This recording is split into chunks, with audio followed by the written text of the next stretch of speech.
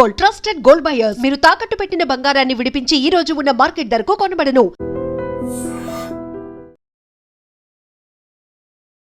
నమస్తే, welcome to I dream talking point with కవిత.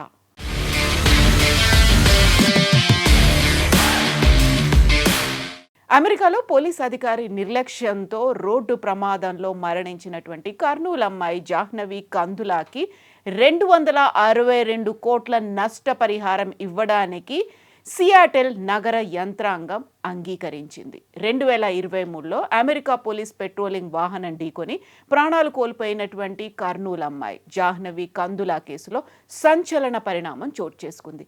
ఆమె ప్రాణానికి విలువ లేదు, ఒక చెక్ రాసిస్తే సరిపోతుంది అని ఆనాడు జాహ్నవి మరణాన్ని ఎగతాళి చేసిన అదే పోలీస్ వ్యవస్థ నేడు అక్షరాల 262 కోట్ల భారీ నష్టపరిహారాన్ని చెల్లించేందుకు సిద్ధమైంది. కన్న కూతుర్ని పోగొట్టుకున్న ఆ తల్లికి ఏ సంపద ఓదార్పును ఇవ్వలేదు. అయినప్పటికీ ఈ భారీ పరిహారం అమెరికా న్యాయ వ్యవస్థలో ఒక కీలకమైనటువంటి మైలురాయిగా మిగిలిపోనుంది. అమెరికాలో పోలీస్ అధికారుల నిర్లక్ష్యానికి బలైపోయిన తెలుగు విద్యార్థిని జాహ్నవి కందులా కేసులో అంతర్జాతీయ స్థాయిలో చర్చనీయాంశమైనటువంటి పరిణామం చోటు చేసుకుంది. 2023లో జరిగిన ఈ విషాద ఘటనకు సంబంధించి జాహ్నవి కుటుంబానికి ఏకంగా $29 మిలియన్, అంటే భారతదేశ కరెన్సీ ప్రకారం సుమారుగా 262 కోట్ల నష్టపరిహారం చెల్లించేందుకు అదే నగరానికి చెందినటువంటి అంటే సియాటిల్ నగర యంత్రాంగం అంగీకరించింది. ఈ మేరకు సిటీ అటార్నీ ఎరికా ఇవాన్స్ అధికారికంగా ఒక ప్రకటన విడుదల చేశారు. ఈ సెటిల్మెంట్ ద్వారా బాధితురాలి కుటుంబానికి కొంత మేరైన ఊరట లభిస్తుందని ఆశిస్తున్నట్లుగా ఎరికా చెప్పారు. అసలు జాహ్నవి కందులా ఎలా చనిపోయింది, ఏం జరిగింది? ఆంధ్రప్రదేశ్లోని కర్నూలు జిల్లాకి చెందిన 23 ఏళ్ల జాహ్నవి కందులా ఉన్నత చదువుల కోసం ఎన్నో కలలతో 2021లో అమెరికాకు వెళ్లారు. సౌత్ లేక్లోని నార్త్ ఈస్టర్న్ యూనివర్సిటీలో మాస్టర్స్ డిగ్రీ చదువుతున్నారు. అదే సమయంలో అంటే 2023 జనవరి 23వ తేదీ రాత్రి సియాటిల్ వీధుల్లో ఆమె రోడ్డు దాటుతుండగా ఒక ప్రమాదం సంభవించింది. విధి నిర్వహణలో ఉన్న పోలీస్ అధికారి కెవిన్ డవే తన పెట్రోలింగ్ వాహనాన్ని అత్యంత వేగంగా నడుపుతూ వచ్చి జాహ్నవిని ఢీకొట్టారు.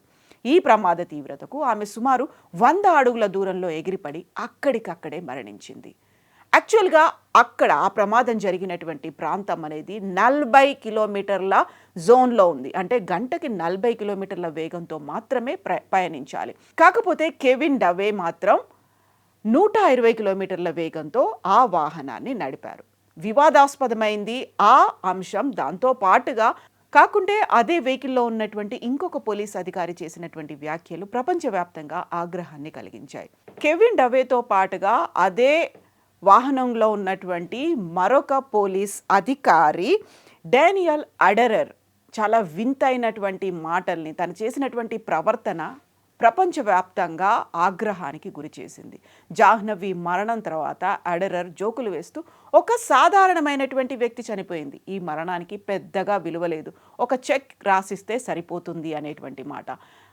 అడెరర్ చేసినటువంటి మాటల్లో $11,000 అంటే దాదాపుగా 9 లక్షలు చెల్లించేస్తే సరిపోతుంది అనేటువంటి మాటల్ని ఆయన ఆ రోజు వ్యాఖ్యానించారు. ఆయన చేసినటువంటి కామెంట్లు తను ధరించినటువంటి బాడీ కెమెరాలో రికార్డ్ అయ్యాయి. అది ప్రపంచవ్యాప్తంగా నెట్లో వైరల్గా మారింది, విపరీతంగా సర్క్యులేట్ అయింది. అప్పుడే ప్రపంచమంతా ఆగ్రహం వ్యక్తం చేసింది. ముఖ్యంగా భారత్ సహా అమెరికాలో పెద్ద ఎత్తున నిరసనలు కూడా వ్యక్తమయ్యాయి. భారత ప్రభుత్వం ఈ విషయాన్ని అమెరికా విదేశాంగ శాఖ దృష్టికి కూడా తీసుకెళ్లింది, తీవ్రమైనటువంటి అభ్యంతరాన్ని వ్యక్తం చేసింది. గంటకు 120 కిలోమీటర్ల వేగంతో కారు నడిపాడు కెవిన్ డవే. దీంతో అమెరికా పోలీసులు కూడా ఈ కేసును చాలా సీరియస్గా తీసుకున్నారు. ముఖ్యంగా వేగంగా విచారణను కూడా జరిపారు. అదే సమయంలో దిగ్భ్రాంతికరమైనటువంటి విషయాలు వెలుగులోకి వచ్చాయి. ప్రమాదం జరిగినటువంటి ప్రాంతంలో గరిష్ట వేగం 40 కిలోమీటర్లు మాత్రమే ఉంటే కెవిన్ అడెరర్ ఏకంగా 119 కిలోమీటర్ల వేగంతో వాహనాన్ని నడిపారని తేలడంతో పాటుగా కెవిన్ని విధుల నుంచి తొలగించారు. బట్ ఆ క్రమంలోనే జాహ్నవి కుటుంబం న్యాయ పోరాటం చేసింది. విచారణ ఎదుర్కోవడం కంటే భారీ పరిహారం చెల్లించి రాజీ పడడమే ఉత్తమము అనేటువంటి మాటని సియాటిల్ నగరం భావించింది. ఆ నగర యంత్రాంగం ఆ దిశగా ప్రయత్నాలు కూడా మొదలుపెట్టింది. కోర్టు బయటే ఒప్పందానికి ఒక ఆలోచన చేసింది. గత వారమే ఇరు పక్షాల లాయర్లతో కోర్టులో ఈ పరిహార ఒప్పందం గురించి దరఖాస్తు దాఖలు చేశారు. బుధవారం ఈ ఒప్పందం ఖరారు కావడంతో 262 కోట్ల చెల్లింపుకు మార్గం సుగమమైంది. అయితే ఈ పరిహారంపై జాహ్నవి కుటుంబ సభ్యులు ఇంకా అధికారికంగా స్పందించలేదు, ఎలాంటి ప్రకటన రాలేదు. అయితే ఒక నిండు ప్రాణాన్ని తిరుగు తీసుకురాలేకపోయినప్పటికీ కనీసం ఆ కుటుంబానికి ఆర్థికంగా అండగా నిలిచేందుకు ఈ భారీ మొత్తం తోడ్పడుతోందని అధికారులు అయితే చెప్తున్నారు. బట్ జాహ్నవి కందుల మరణించిన తర్వాత చులకన చేసి మాట్లాడడం డేనియల్ అడెరర్ని పోలీసు ఉద్యోగంలో తొలగించినప్పటికీ అడెరర్ మాటలు మాత్రం గాయపరిచేలా ఉన్నాయి అనేటువంటి మాటని సియాటిల్ పోలీస్ ఉన్నతాధికారులు అన్నారు. దీంతో ఆయన్ని ఉద్యోగం నుంచి తొలగిస్తున్నట్టుగా కూడా అనౌన్స్ చేసినప్పటికీ ఇప్పుడు ఇచ్చినటువంటి 262 కోట్ల రూపాయల నష్టపరిహారం ప్రాణానికి విలువ కట్టడం అనేది ఒక తల్లిదండ్రులకి జాహ్నవిని తిరిగి తీసుకొస్తారా అనేది ఒక పెద్ద క్వశ్చన్ మార్క్. అది అసలు సాధ్యం కాని పరిస్థితి అయినప్పటికీ కూడా ప్రపంచమంతా అమెరికాలో జరిగినటువంటి ఆ రోడ్డు ప్రమాదం గురించి మాట్లాడుకుంది.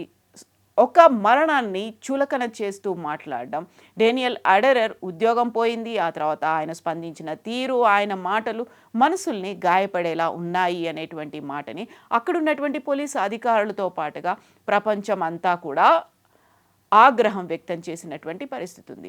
బట్ 262 కోట్ల రూపాయలు జాహ్నవిని అయితే తిరిగి తీసుకురాలేవు. బట్ అక్కడ పోలీసులే తప్పు చేస్తే అందులో కూడా అక్కడున్నటువంటి పరిమితులకు మించి స్పీడ్గా వెళితే వచ్చేటువంటి పరిణామాలు ఎలా ఉంటాయి అనే దానికి జాహ్నవి కందుల మరణం ఒక ఉదాహరణ. అందులోనూ బాడీ కెమెరాలు ఉన్నప్పటికీ అధికారులు అయినటువంటి పోలీసులు అంతలా అవమానకరంగా మాట్లాడడం అనేది ఆ బాధని ఎవరు మాన్పలేరు. అందులోనూ అడెరర్ చేసినటువంటి వ్యాఖ్యలు సియాటిల్ పోలీసులకి ఒక మాయని మచ్చగా మిగిలిపోయాయి. చరిత్రలో అవి ఎప్పటికీ చెరపని మాటలుగా ఉండిపోయాయి. బట్ ఇప్పుడు 262 కోట్ల రూపాయలు అంటే యుఎస్లో $29 మిలియన్ పేరెంట్స్ దాన్ని యాక్సెప్ట్ చేస్తారా, తిరస్కరిస్తారా? జాహ్నవి కందులాని అయితే తిరిగి తీసుకురాలేనటువంటి ఒక శోకం అనేదైతే ఇప్పటికీ మిగిలే ఉంది. నిజంగా ప్రస్తుతం ఉన్నటువంటి సమాజం దేనికి ప్రయారిటీ ఇస్తుంది? ఆర్థిక సంబంధాల చుట్టూ మాత్రమే తిరుగుతుంది. మళ్ళీ ఎన్నికలంగానే చాలా విరక్తి కలుగుతాను. మంచి అనిపిస్తుంది కదా, లేడీస్ కూడా ఛాలెంజింగ్ జాబ్స్ చేసినప్పుడు చాలా బాగుంటది. ట్రాఫిక్ అసిస్టెంట్స్ గా నియమించిన ట్రాన్స్జెండర్స్ అందరితో సాల్యూట్ చేయించుకుంటున్నారు. ఫుడ్ డెలివరీ ఇవ్వటానికి వెళ్ళినటువంటి డెలివరీ బాయ్ అనిల్ పై కళ్ళ ముందు పెళ్ళండి